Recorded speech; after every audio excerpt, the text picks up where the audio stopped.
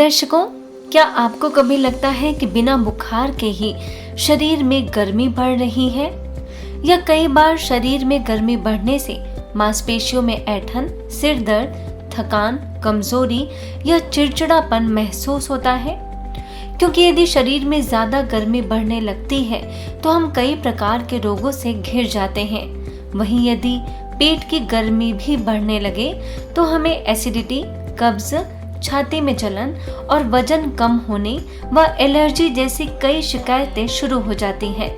तो अगर आपको भी ऐसी कोई समस्या है तो आपके स्वास्थ्य के इस सेगमेंट को अंत तक जरूर देखें, क्योंकि इसमें हम बीके डॉक्टर सविता दीदी से जानेंगे कि आखिर शरीर की गर्मी व पेट की गर्मी को हम कैसे शांत कर सकते हैं।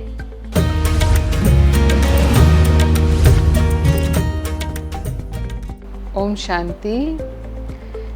आपका स्वास्थ्य में आज हम बात करेंगे। शरीर में गर्मी बढ़ जाए तो फिर हम क्या उपाय करें। सबसे पहले तो शरीर में गर्मी बढ़ जाती है तो उसके क्या लक्षण होते हैं जिससे पता चले कि शरीर में गर्मी बढ़ गई है। तो शरीर में गर्मी बढ़ने पर कुछ ना कुछ लक्षण प्रकट होने लगते हैं। तो सबसे पहले तो हमारी स्किन पर उसका असर आता है। स्किन में रैशेस होना, एलर्जीज होना या पिंपल्स आ जाना, मुंह में छाले हो जाना, ये लक्षण। शरीर में जलन होती है जब गर्मी बढ़ जाती है। हमारा पाचन खराब होने लगता है, एसिडिटी बढ़ जाती है। इसको आयुर्वेद में पित्त बढ़ना बोलते हैं। तो उसका असर फिर हमारा जो पाचन है वो खराब होता है, कॉन्स्टिपेशन हो जाता है।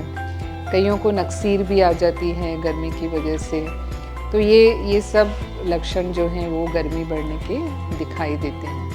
हम जो उपाय कर सकते हैं वो 2-3 तरह से कर सकते हैं।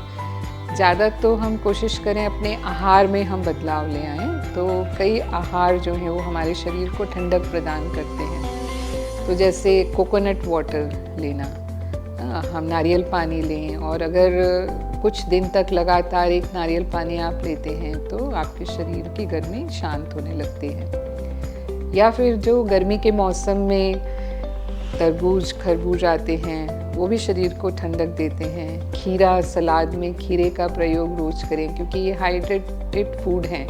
ऐसे ही लौकी को आप सब्जी या जूस के रूप में भी ले सकते हैं। ये भोजन, और उसके साथ साथ जो गरिष्ठ भोजन हम खाते हैं, यानी तला हुआ, बहुत मसाले वाला, मिर्ची वाला भोजन, तला हुआ भोजन में कचौड़ी, समोसा, पूड़ी, पकोड़ा, कोशिश करके कुछ दिन इन चीज़ों से हम बिल्कुल परहेज करें। तो ये भी हमारे शरीर में गर्मी को बढ़ाते हैं। तो इनसे हम परहेज करें।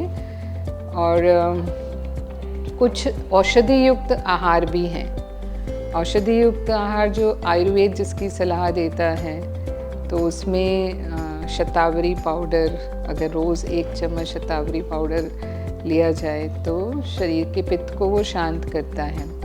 आंवले का जूस आंवले के मौसम में हम ले सकते हैं। तो आंवले को 2-3 आंवले का जूस बना के उसमें पानी मिला के, मिश्री मिला करके उसे हम पिएं। सुबह पी सकते हैं खाली पेट, वो ज़्यादा बेहतर है।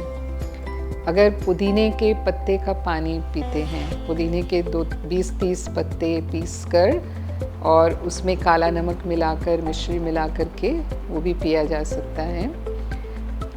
सौंफ का पानी, रोज़ रात को सौंफ भिगो करके आप रख दें और उसका पानी, या फिर सौंफ का काढ़ा बना करके भी ले सकते हैं, यानी सुबह उसको उबाल के ठंडा करके भी ले सकते हैं।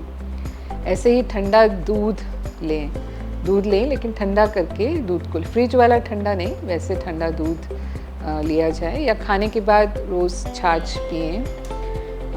इसके साथ धनिया भी जो है वो शरीर को ठंडक देता है। तो रात को जैसे सौंफ हम भिगो सकते हैं, ऐसे धनिया भी। तो जो भी हमें अनुकूल लगता है, ज़रूरी नहीं है कि इन्हीं सभी का हमें सेवन करना है, लेकिन जो हमें अनुकूल लगता है वो हम अपने शरीर के लिए वो आहार या औषधि आहार को हम अपनाएं।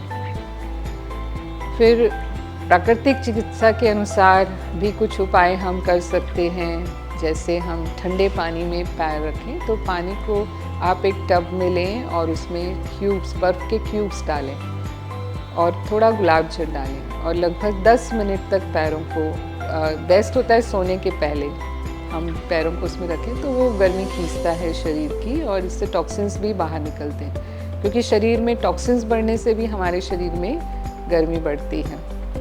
कटी स्नान को भी नेचुरोपैथी में महत्व दिया गया है, तो यदि हम कटी स्नान कर सकते हैं तो वो भी, और शरीर की कॉन्स्टिपेशन को भी ये कटी स्नान ठीक करता है।